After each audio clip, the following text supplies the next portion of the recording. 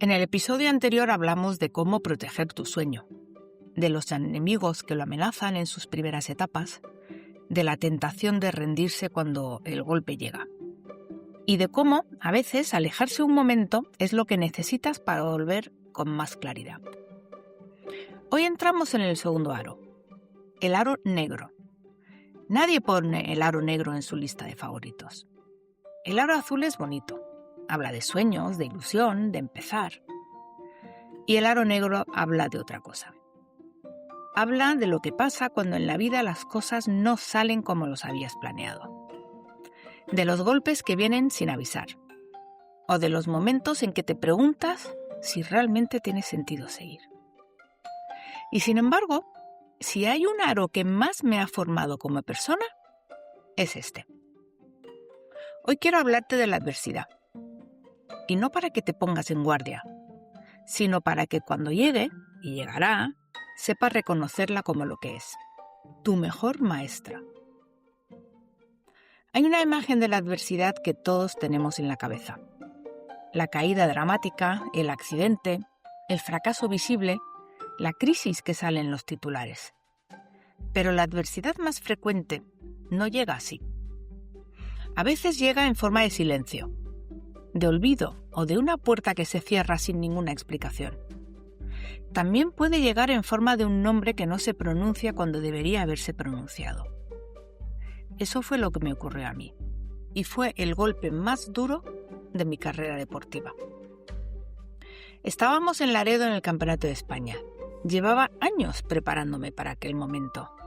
Años de madrugar, de entrenar con frío y con calor, de competir en diferentes continentes, de escalar posiciones en el ranking internacional. Sara Higuera y yo estábamos entre las claras favoritas, no solo para representar a España en los Juegos Olímpicos de Seúl, sino incluso de traer una medalla de vuelta. Lo habíamos hecho todo bien, todo. Nos reunieron en una sala para anunciar la composición del equipo olímpico español de vela. Mi corazón latía con una mezcla de ansiedad y esperanza al mismo tiempo. Sabía que me lo había ganado. Tenía esa certeza tranquila de quien ha cumplido con todo lo que se le ha pedido. Empezaron a leer los nombres. Primero los equipos masculinos, uno por uno, y eran 7. Luego llegó el turno del 470 femenino. Mi corazón latió con más fuerza. Las integrantes del equipo 470 femenino son... Miré de reojo a Sara. La voz continuó y no pronunció nuestros nombres. Por un momento sentí que no podía respirar, como si el aire hubiera desaparecido de esa sala, como si estuviera debajo del agua, incapaz de salir a la superficie. Y luego sentí que me rompía por dentro. Contuve las lágrimas hasta que ya no pude más, y lloré hasta quedarme totalmente vacía. Años de sacrificio. El sueño que había llevado conmigo desde niña desaparecía sin explicación y sin posibilidad de rectificación. Esa escena está contada con todo su detalle en mi libro, El poder de los 5 aros.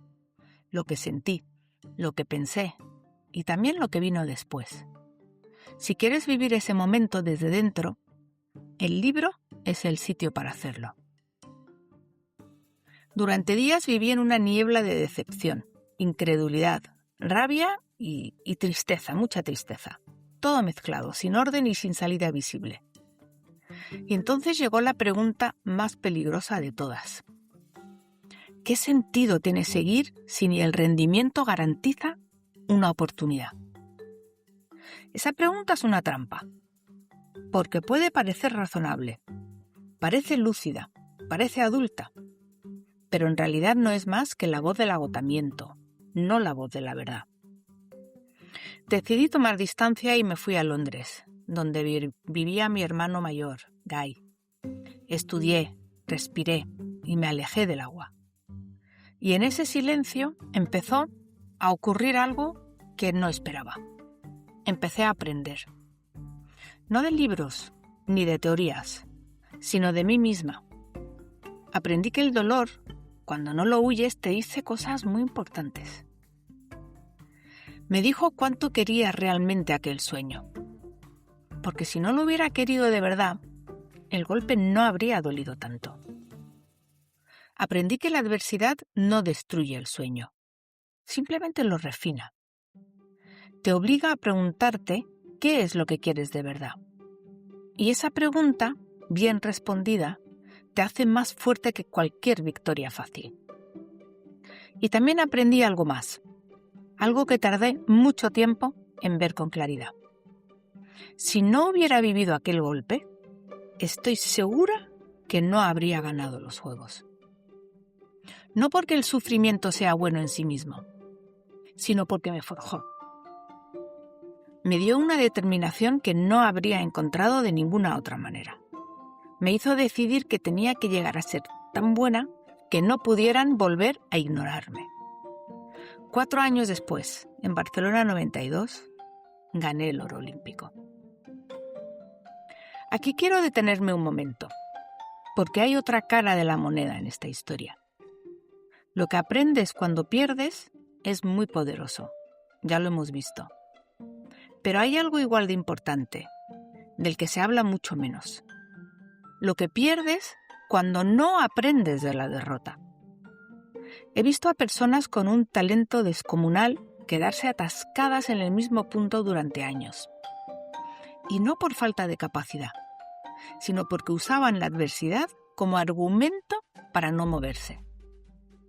La adversidad que no se procesa se convierte en excusa, en justificación, en historia que te cuentas para no intentarlo de nuevo. Ya lo intenté y no funcionó. Las cosas estaban en mi contra. No era el momento. Todas esas frases, claro que pueden ser verdad, pero al mismo tiempo pueden ser una trampa. La diferencia entre quien crece con la adversidad y quien se queda atrapado dentro de ella no está en lo que les pasó. Está en la pregunta que se hicieron después. Hay una pregunta que cierra y hay una pregunta que abre. La pregunta que cierra es ¿por qué me ha pasado esto a mí? Y la pregunta que abre es ¿para qué me sirve lo que acaba de pasar? Son muy parecidas, pero te llevan a sitios completamente distintos. La primera busca culpables, cuando la segunda lo que busca es aprendizaje. La primera te mantiene en el pasado, mientras la segunda te pone en movimiento. Hay una frase del libro que quiero compartir contigo porque creo profundamente en ella. La resiliencia es un músculo que se entrena y la fe en uno mismo es el timón que te mantiene en rumbo. La resiliencia no es un rasgo de carácter que tienes o no tienes. No eres resiliente o no lo eres. La resiliencia se construye cada vez que decides no rendirte. Cada vez que te levantas, aunque no tengas ganas. Cada vez que sigues, aunque no veas el resultado todavía. Cada uno de esos momentos pequeños e invisibles es un entrenamiento. Y con el tiempo ese músculo se vuelve tan fuerte que los golpes que antes te tumbaban ya ni te tiran al suelo. No porque dejen de doler, sino porque ya sabes que puedes levantarte. Eso es lo que me dio Seúl 88. No una experiencia olímpica ni una medalla, sino la certeza de que podía levantarme. Y esa certeza valió más que cualquier oro. Antes de cerrar te dejo con una pregunta. ¿Hay alguna derrota de tu vida que todavía no has procesado? No te pido que la revivas.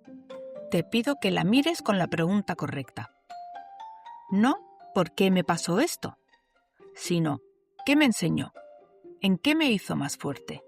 ¿Qué puedo hacer con lo que aprendí? A veces las derrotas que más duelen son las que más tienen que enseñarnos. Solo hace falta estar dispuesto a escuchar. El aro negro no es el aro del fracaso, es el aro de la forja. La adversidad no llega para detenerte, llega para prepararte para algo mucho más grande. Y cuando la abrazas en lugar de huir de ella, te conviertes en alguien que ningún golpe puede romper del todo.